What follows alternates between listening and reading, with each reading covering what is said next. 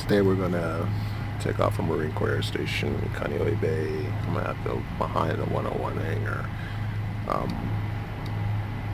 The hangar is not modeled in this particular scenery pack. Hopefully they'll get to this pretty soon.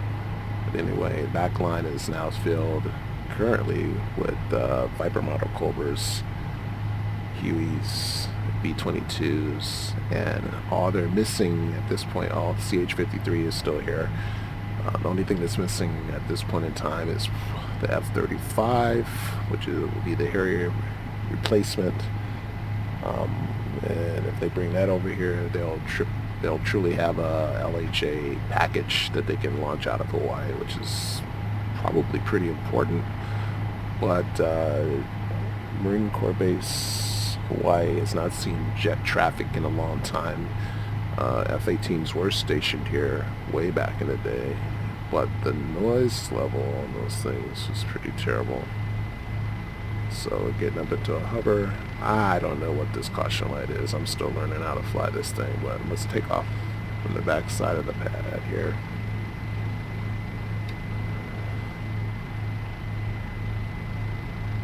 I'm gonna try to make some calls.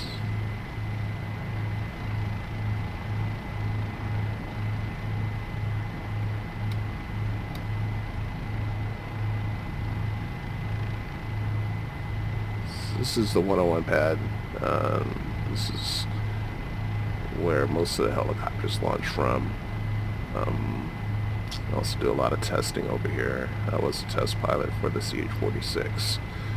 Okay, I'm going to come up into our tower, Swift 01, transition 101 pad, Twin Peaks. And of course, tower will give us approval, and then we'll just launch it out right over here. Try to get up to 1,000 feet as quickly as possible.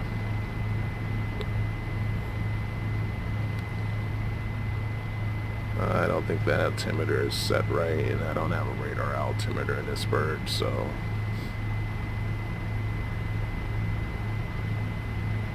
we'll know if we did it wrong, because people around here will call in to base ops and complain about low-flying aircraft.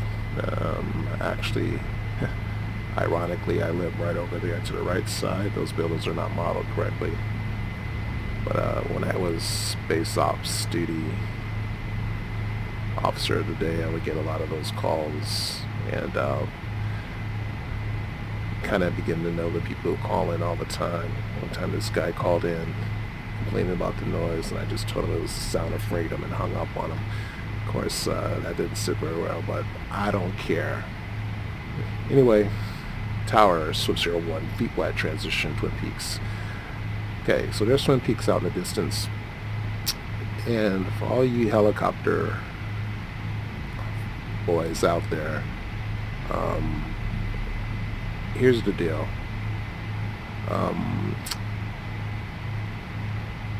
This flying over 1,000 feet nonsense is ridiculous. You're in a helicopter, especially military helicopters. If I'm flying over 1,000 feet, I must be on some type of flight plan. So typically what I want to do is get down to about 500 feet or so, even lower. Military aircraft, when we're feet wet, we pretty much have free range of what we can do out here. And now this is the altitude that I'm most comfortable with. According to the altimeter, it's about 1,000 feet, but we'll see. When I'm heading to Twin Peaks, I'm going to actually cheat a little bit left.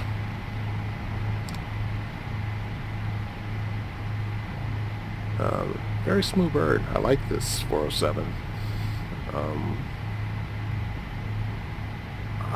I literally, this is probably my second time flying it, so I'm still getting familiar with it. Come up a little bit in altitude here.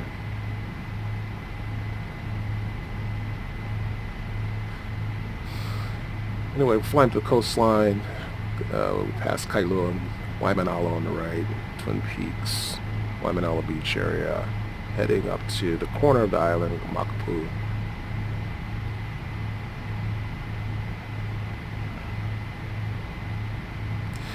Got to be real careful flying around this area. All the birds, this is like a bird sanctuary. There's a lot of birds and flying in and about and around, and it's not uncommon to get a bird strike in this area, especially flying at this altitude. So kind of want to give that a wide berth, but today, since we are simulating, I don't give a rip. Alright, coming around, I see my couple in the distance. Kind of keep my speed back a little bit.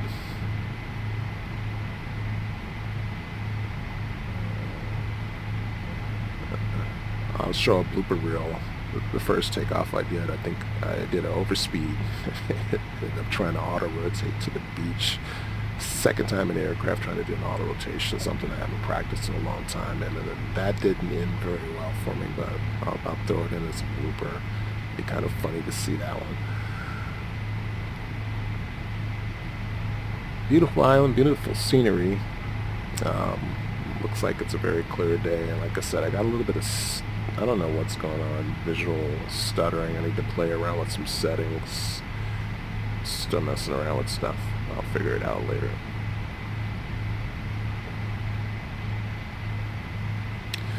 Notice I'm not talking to anybody because there's really nobody to talk to. Kaneohe Bay owns the airspace out this way. Honolulu approach, once we get around towards Diamond Head, then I'll be talking to those guys. But on this side, there's really nobody to really talk to. We're kind of monitoring the frequencies in the area, looking for traffic, especially tourists. Now, the tourist traffic is horrendous here on the island.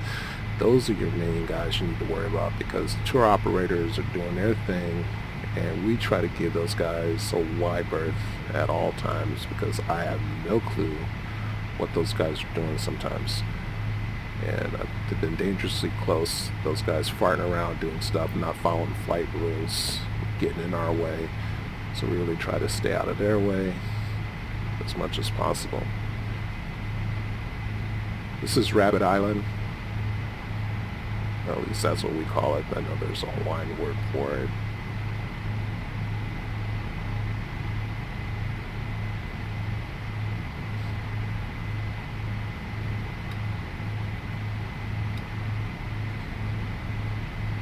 Again, I don't know why there's a little bit of lag on my headset, maybe because I'm recording, but that shouldn't be an issue. I'm going to have to play around with this. It's a little bit irritating right now.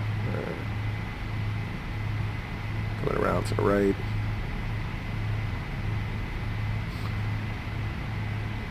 Now, my setup, I'm using a Warthog high test. I mean, it's not the actual setup in the aircraft, but I am literally not even, I don't even have my hands on the collective. I'm not playing around. The collective is set. I'm just pretty much working a cyclic for what I need to do. And in the real aircraft, very rarely touch the collective unless I'm doing a test flight or things like this. And for me, that's what makes this kind of flight, navigating from point A to point B, boring. You usually set the collective load a certain power, usually around 80% torque or so, and between 80 and 85% torque, and you're just pretty much sitting and getting as you fly over this place. Coming around to the right, gonna come up a little bit, and, about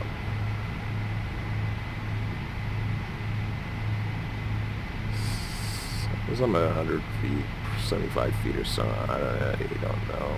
I'm having a hard time telling distance in this sim. Maybe that's right, maybe not. Okay, around in the bend, Aquapula. Points of interest, Sandy Beach, awesome place to go body surfing. Can be very dangerous. A lot of broken necks at this beach, so be careful. You better know what you're doing.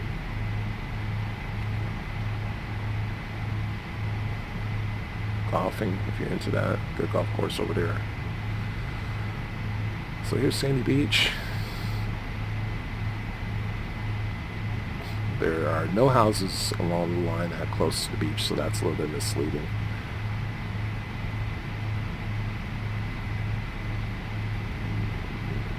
Here's the main Sandy Beach area coming up. If you are a motorcycle rider, this is one of the few areas that has a little bit of twisty turnies that we like to go on to, especially late at night since there's no traffic. Very dangerous though, because this inactive volcano crater here, which is Coco Head, a lot of rocks slide off the side, And as you can see, some of the anomalies in X-Plane 11's, the road is kind of attached to the side of the mountain. That's pretty hilarious. Kind of funny to see that, but interesting. Anyway, coming back up on Hunama Bay, which is a popular tourist spot where you can go out, swim with the fish. I don't know if you can still feed the fish, but back in the day you could do that. So, Hunama Bay area.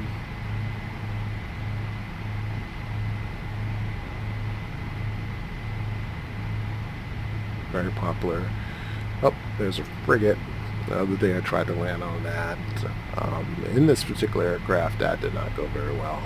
Actually, it went okay. I gotta check and see if that frigate actually has a solid deck. So when I touched down, I kind of went to the deck, but that could have been me. So maybe later I'll try that. Still don't know why there's a caution light. Caution lights and helos are very disturbing to me. Anytime there's a light of any type of sorts, your attention is immediately drawn to that, and you're trying to figure out what the hell is going on.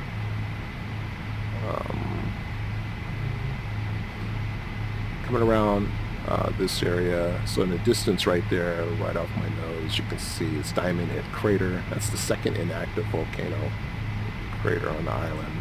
Coco Head, which we just passed, Diamond Head. This is the Hawaii Kai area.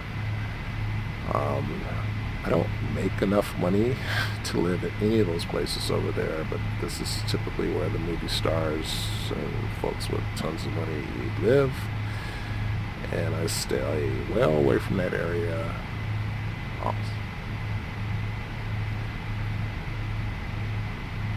Okay, so now we're kind of getting closer to Diamond Head, and about a mile out, and what we'll do is we'll ask for a transition. Military works a lot around the island, and Honolulu approach is very well organized with the military, and we use a little bit different lingo than the heavy traffic coming in and out of the island. You can hear heavy traffic a lot, and this is where your radio skills need to be A+, because this place is no joke. When you get on the radio, you need to get in, get out, and make things short and sweet and to the point. So if you're like one of those guys that talks on the radio a lot, you're gonna have a problem in this area. So you make your call, get off, try not to step on people. What is important? So anyway, here we go. Honolulu approach, Swift 01, Diamond Head, feet wet, West Lock, East Lock transition. And they know exactly what that is. Basically what I'm going to do is I'm going to come around this tip of Diamond Head. I'm going to fly feet wet. I'm going to go East Lock, West Lock, which is where USS Zerona is, and USS Missouri is. Go through that area of Pearl Harbor. You zip out of there, and then I'm going to do an East Lock, West Lock transition to Kayana Point, which is basically the north shore of the island. And that's all the calls I need to make. They're going to clear me, they're going to give me a squawk, I'm going to squawk, and as long as there's nobody landing, I could zip through the channel, because the channel cuts straight across through the approach to the island.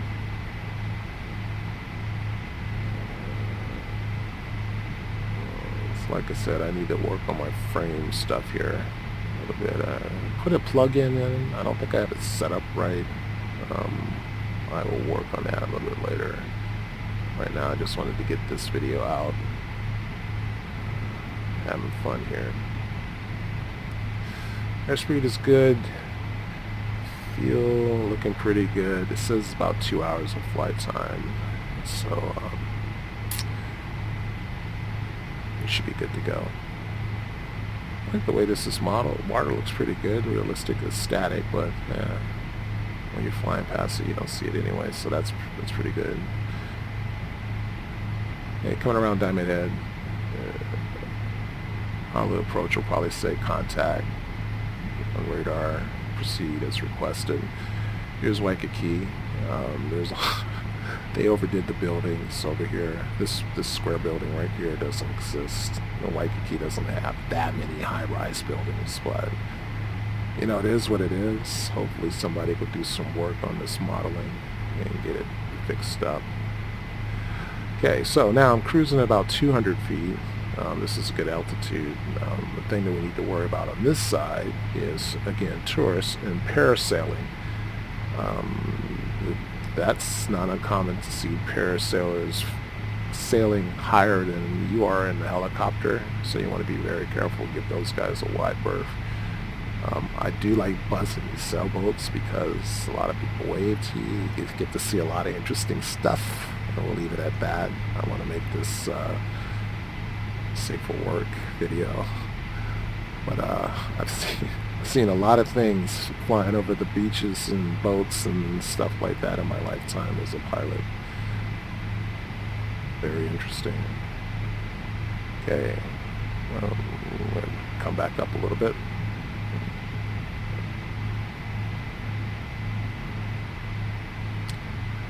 Good old Waikiki.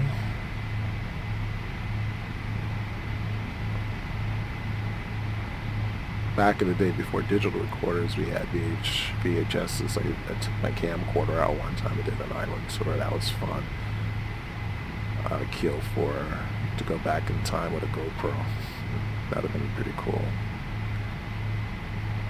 Alright, so coming up on Honolulu Airport in the distance, I can kind of see the tower, I can see the reef runway. I'm going to come on up a little bit.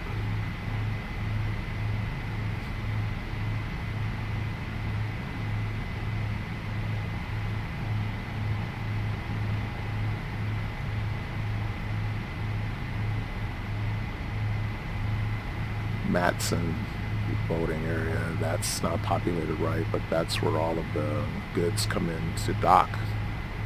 So there's a lot of shipping transition in here.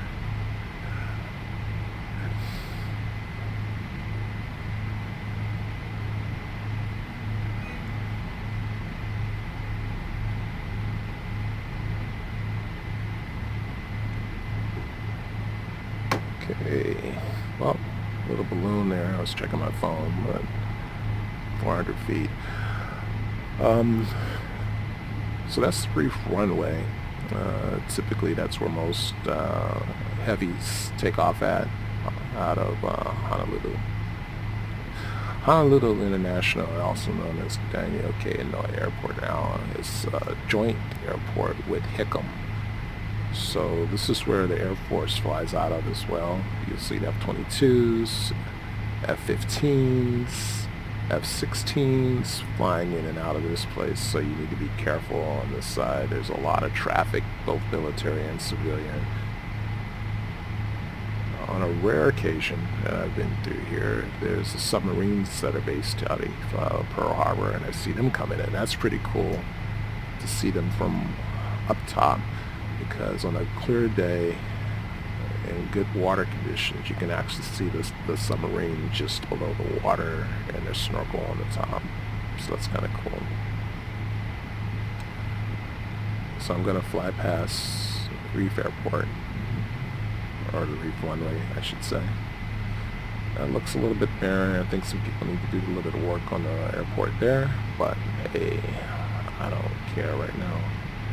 I'm just going to fly this transition.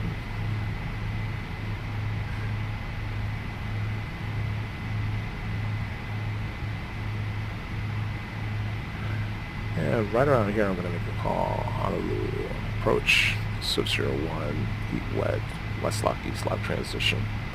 Let them know I'm about to transition to West Lock, East Lock, West Lock, East Lock, East Lock, whatever. It doesn't make a difference. We'll kind of go backwards. They really can't monitor which, well, I guess they could, but they don't ever say anything about it. As long as you're not zooming up to 1,000 feet and interrupting the commercial traffic. So we're going to transition down in here, make a little right turn. So as you can see, you literally are cutting across the approach, and this is where you're probably going to play with your speed. They're going to tell you to speed up, they're going to tell you to slow down, they're going to tell you to circle so you don't cut off the pattern for aircraft landing right there on that runway.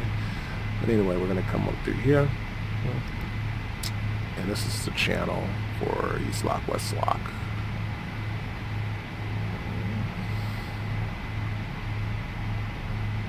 Joint base Hickam Harbor. Is that right? And in the center of the East Lock, West Lock, is Ford Island, which back in the day was officers' housing. There was also a place where, if you ever watched the movie Pearl Harbor, they did a lot of the filming for Pearl Harbor, which was pretty cool to see. On that day, I was actually on the side of the island to see Japanese Zeros flying overhead, so that was pretty surreal to see that. They had their models flying in and out, pretty cool, attacking Ford Island. So we're just going to do a loop. We'll do the, I'll do the East Lock transition. East Lock to West Lock transition correctly so you can actually see what it looks like. So coming up the channel.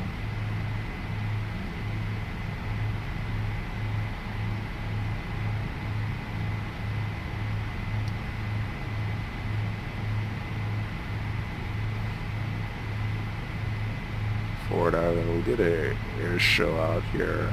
Well, it wasn't really an air show, it was more like a water show. They had hydro speedboats, but we did do a demo out here. We got the 46ers out, did a demo, did a extract, spy rig extract. That was pretty cool. Flew the guy around, dropped him off in the crowd, so that was kind of cool. So this is East Lock. There's Ford Island, there's the runway. The actual tower is still there from when the Pearl Harbor attack occurred, and if you have opportunity, well, I don't know if you can get up there, but we've been up to the tower. You can still see bullet holes from the attack. Actually, in the whole airfield, you can still see bullet holes. They did not fill up a whole bunch of stuff. They've done a little bit of patching, but not a whole lot. They're flying here, officer housing. That's kind of accurate. Also on this island now is the Pacific Aviation Museum. Awesome place. One of the birds that I flew from, the purple foxes, sits there in the museum, so it's kind of cool to see that. This is a new causeway they just built out, so you can have access to it. Awesome. Coming around to the right side, this would be USS Arizona. There's a marker for it. Can't really see it. And then up further is the USS Missouri, which you can kind of see a marker for it. Can't really see it. They need to model it.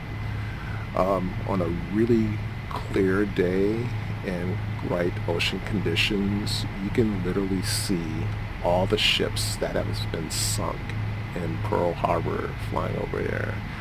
I had some photos of that way back in the day. I wish I would have kept those, but it's pretty cool to see that. And again, another surreal situation that a lot of people don't get to experience.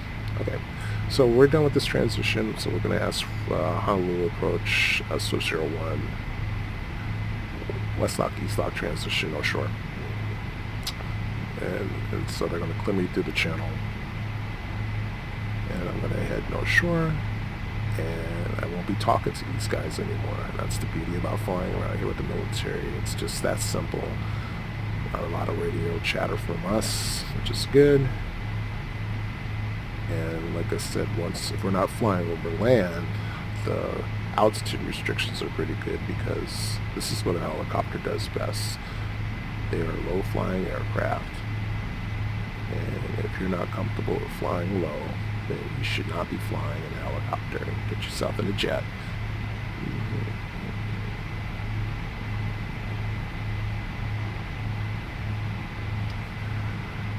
Alright, coming out of the lock transition, I'm going to hang a right.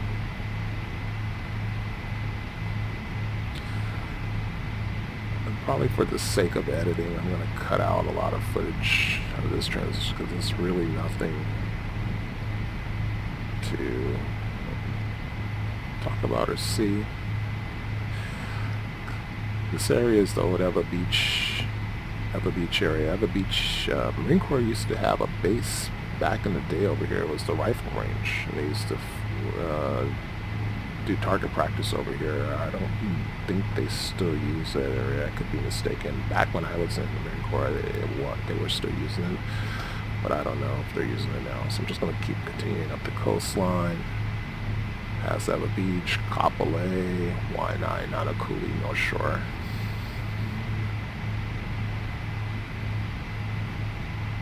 And not a whole lot to do. Beautiful, beautiful job on this map, though. That is outstanding. Color-wise, scheme-wise. I just need to smooth the FPSs out on this setup that I have. I'll work that out later on today.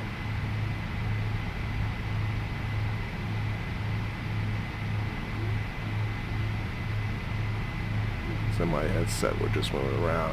I'll check out the video when I render it to see how well it came out, if it's smooth or juddery. But I guess welcome to the issues of VR, something new. I remember back in the day when I was flying Falcon 3.0, you had to set up auto exec back in the command assist style to even fly your aircraft. So those of us that are old school know those things that we had to go through just to make a sim work. And to be honest with you, I don't mind doing it. I kind of like tweaking stuff. I kind of like trying to find out things. I kind of like asking people for help. I guess the good thing about these days, you got a ton of people online that can help you. Back in the day, though, you had nothing.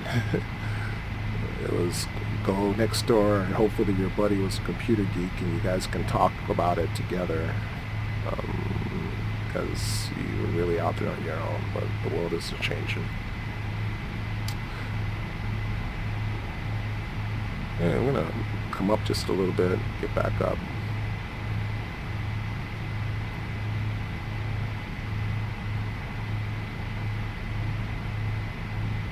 Now, welcome to the world of flying a helo over water. This will tell you what, probably one of the scariest moments is doing water ops. And what people don't realize is that when you're near land, there's a lot of ambient light, and especially when we're talking about night flying at night, there's a lot of ambient light. Oh, there's Barber's Point. There's another. That's the Navy base. That has been shut down and converted to a civilian airport. Now all the Navy aircraft fly out of the Marine Corps base. So, but anyway, back to the story. Flying at night in a helo over water near land like this, it's not too bad. You have a lot of ambient light. You use NVGs to fly at night. But when you're out on the ship, and once you leave the deck, it is like, I guess the best analogy I can give you is at night, go walk into a closet and close the door behind you and try to fly. That's how it is. It is lights out, and your instrument flying skills at that time need to be friggin' spot on.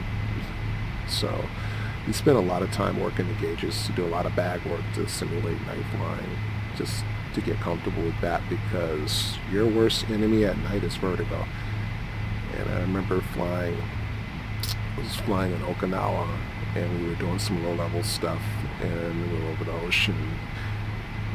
And I remember I was reading the map, and my pilot was flying at the time, and I kept hearing this beep, and I'm like, what the hell is that beep noise? And I realized it was a low-altitude warning thing, and we were sinking. He had a bad case of vertigo. I grabbed controls and straightened it out, and then I got vertigo and had to bring the crew chief up to watch the gauges, because until you can beat that and get it out of your system, it is debilitating as a pilot. And it takes a lot to shake that off, and you have to trust your instruments when your body senses are telling you something different, and it will jack you up so quickly. But anyway, that's my story. And out in the distance, you can see these kind of southern tip to northern tip transition. The island's kind of shaped a little odd, but we're going to head right to that point up there. And then what I will do is I'm going to edit the video and get all the way to the North Shore, but I'm going to keep filming this until I get to that point. So anyway, I'll be back. One day I will make a video about flying in and out of the mountain area, especially up in the Kuku training area where we do a lot of our low altitude work and runs in the mountains. We do there. We go to Barking Sands over at Kauai, do our radar work over there with simulated SAM launches and things like that. Big Island we go to, the PTA training area, do high altitude operations, live fire operations between the two volcanoes in the mountains up there. So I will do a trip over to the Big Island. We don't do a whole lot of work over on Maui at all. Maui, pretty much stay away from that area. Molokai is a refueling point for us for the helos. We go over there at the FARP, do refueling at the FARP at Molokai. A couple of lower level training areas over there, not much use. Koholave, which was the target Isle bombing way back in the day. The military used that for bombing range. I participated in the cleanup project over at Koholave.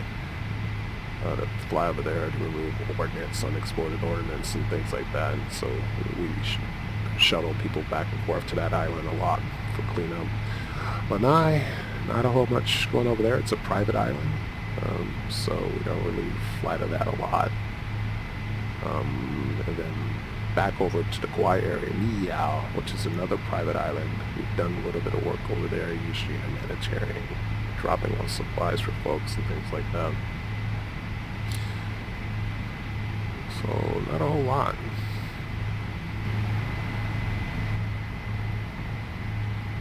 Beautiful, beautiful job they did with this scenery pack. It is just amazing. Except for those trees. I need some tropical trees. Those trees do not grow here on the island, so hey, what can I say? It's free and I'm flying. All I need is a beer.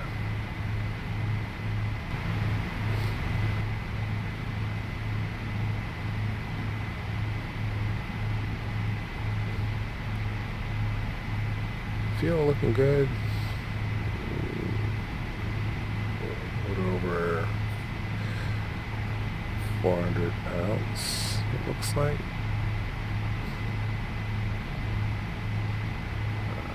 I guess that's how they do it in the civilian aircraft, but we call it pounds. We don't do gallons. So I could be wrong. I gotta read the manual. Anyway, there's Dillingham. Typically you'll see gliders, light civilian traffic flying in. This is not a commercial airstrip. We use it sometimes to do touch and goes, maybe some running takeoffs and things like that, but typically we don't fly in this area. This is the infamous North Shore area, Bonsai Pipeline area. Wintertime, the surf is crazy nuts, 25 to 30 feet easily. A lot of world championship surfing is going on here, and beaches are extremely crowded, especially in the winter season when the competitions are going on. I have been down when it's pumping on the North Shore, like 50 feet above the waves, kind of cruising around. That's pretty amazing, and hovered and kind of watch surfers do their huge surf drop-ins from the helicopter. You get to do some fun stuff out here, checking things out in the helo that you don't get to do. And normally, as a civilian, in a tour helicopter, for instance, you will not be this low in a tour helicopter for sure.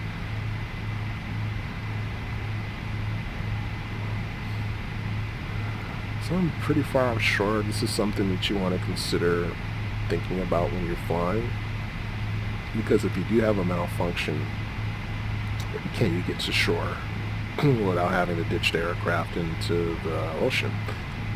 Sometimes that's not always the case. Sometimes that might be a good choice versus trying to make it to land, depending on how populated it is. But as a pilot, you always want to keep your options open and looking at what do I have available for me if there's an emergency. So it's not just strap in and go. All these little things you need to think about. You know, how's the winds? How's my airspeed? And how's the fuel? If I have an accident, where can I land? Is it populated or not populated? If I'm going to do a water ditch, am I ready for that? Do I need to get the aircraft prepared? So it's a lot of work. A lot of people don't know about that, so they just think we strap in and go. I would say you spend more time mission planning than you do flying.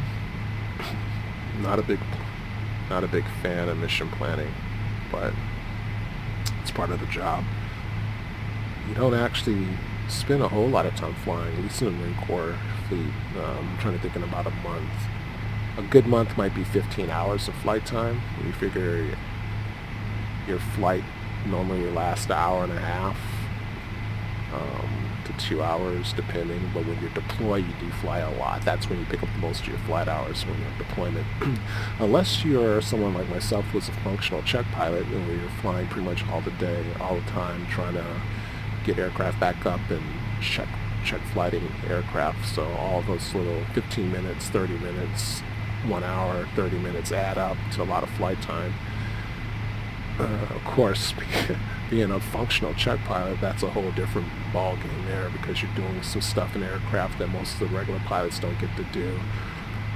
You get to really know the aircraft and what its capabilities are, but it's also scary setting up an aircraft, because you could drop a new engine into that thing, and if it's not set up right, you can blow that new engine or it won't work, and guess what? You're flying single engine, and maybe that one might pop too. So the life of a functional check pilot is not always milk and honey, but that's one of the things that a lot of guys shoot for, if you're interested in that sort of thing, and of course I was. So beautiful day today. Of course, I turned off the sky clouds, but I'm using a special, I think it's called FS Scenery Enhancer or something, and this looks pretty damn nice, I have to say. That's about right. Always seems to be like a little slight haze mist in the air, either from the sea salt, from the surf, or from a volcanic dust that comes from the Big Island. So this kind of haze in the air is pretty accurate, I would say. Alright, I'm wondering if this was wintertime, because there's a lot of surf activity in this scenery pack. That's typically what it looks like when the wintertime in North Shore, when the waves are pumping. So it's kind of cool. The break is way out. I'd like to see this animated one time, but who knows?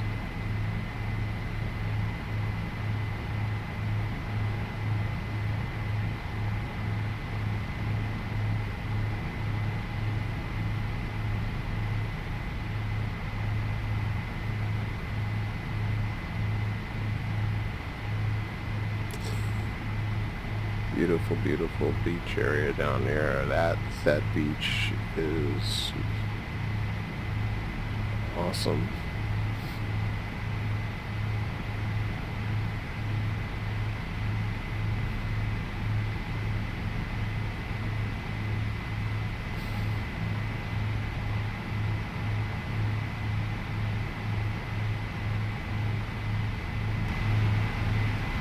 I'm still trying to figure out this aircraft.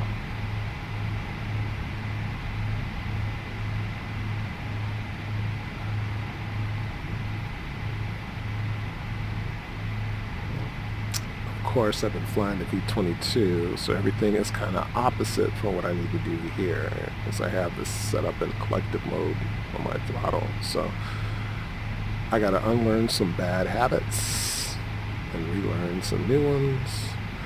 I think maybe one of these days I might invest in a collective type setup. I don't know, maybe we'll see. not that hardcore. But my hats off to all you guys that do those kind of things. It's pretty cool.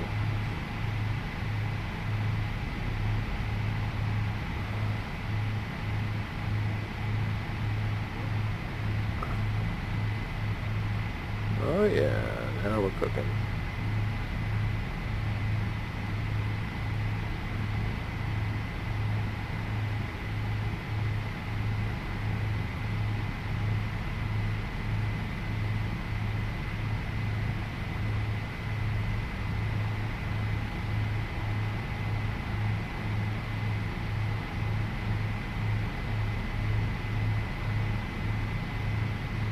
"100 knots does not seem like 100 knots. But I think we might have some headwind. Yeah, well, I don't know. Who knows?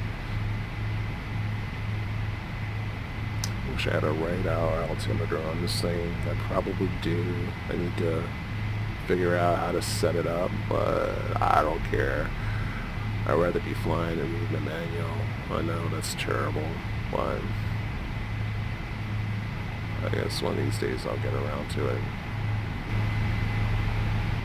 I think that's that frigate that was going around Hawaii Kai area when we launched. That thing is pretty damn fast to make it all over the side of the island. Unless it's a different one.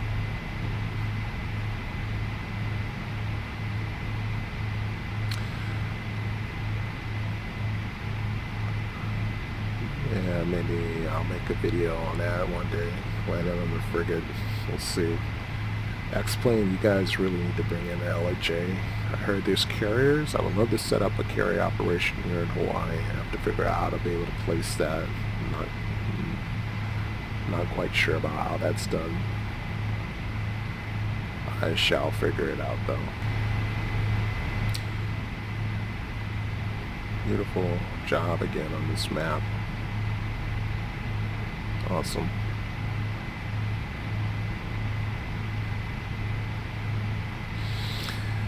Fuel looking good, 372 pounds coming in. Still don't know what this damn warning light is. Check instruments. Yeah, I checked them. Maybe it has something to do with this red flag and the HSI. I don't know. Play around with that for a second.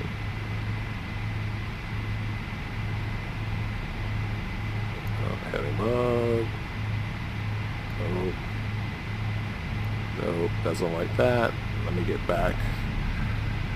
And another rule of flying is aviate, navigate, communicate. And I'm sitting around trying to play with the navigation stuff and lost almost 100 feet of altitude playing around with that. But that's just why a helicopter's two-man operation, because I was telling the co-pilot, fix that problem.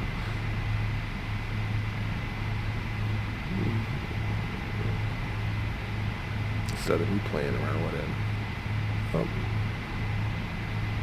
And then we have auto flight.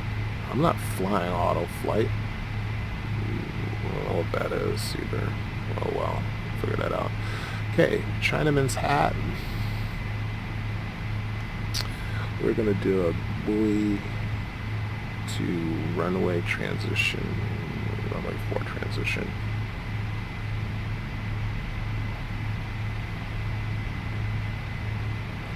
And unfortunately, there are no buoy markers.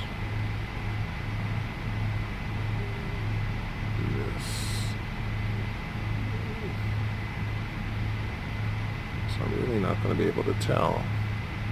There's Chinaman's hat, as we would call it in the military.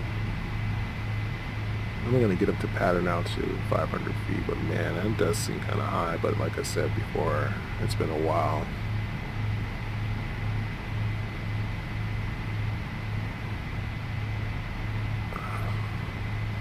I do see my island up there, so let's get this puppy going.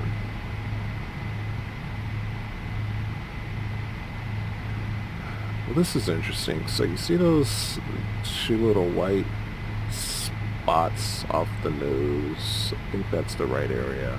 Let's kind of hard to tell in this map, but that's called the sandbar. And at the right time of the day, that water is literally 2 feet to a foot deep. So what happens is everybody gets in their boat and heads out to that little area, the sandbar area, and has barbecue, drinking, partying, and all sorts of, as Drew would say, shenanigans are going on over there. But I know the NLR is cracking down on that stuff. But right about now, it is spring break, and I pretty much guarantee you there's a party going on down there. But it's pretty cool to be in the middle of the ocean and standing literally on the surface. But anyway, towers was 01 inbound, buoy, transition runway 04. So I'll call buoy, gonna come in. Now here's a little bit of a trivia fact. That island that's right off the nose right there, and I'm gonna overfly it on purpose, is the island you see in the opening shot of Gilligan's Island way back in the early part of the series. So it's called Coconut Island here. There's a lot of research that goes on, but that is affectionately known as Gilligan's Island. I'm going to start slowing down. I'm starting to see the runway. Get my airspeed under control. Oh, this blazing speed of 80 knots. Holy crap, this feels slow as hell.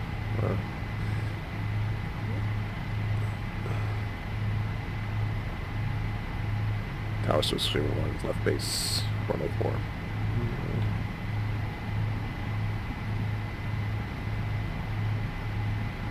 And of course, tower will be talking to me, and definitely need to get my airspeed under control. Well, X-Plane, let's see what your flight model's like. If these are going to be good, or somebody's going to be using my GI Bill or SSI to have a damn party. Tower 01, short final, runway 4.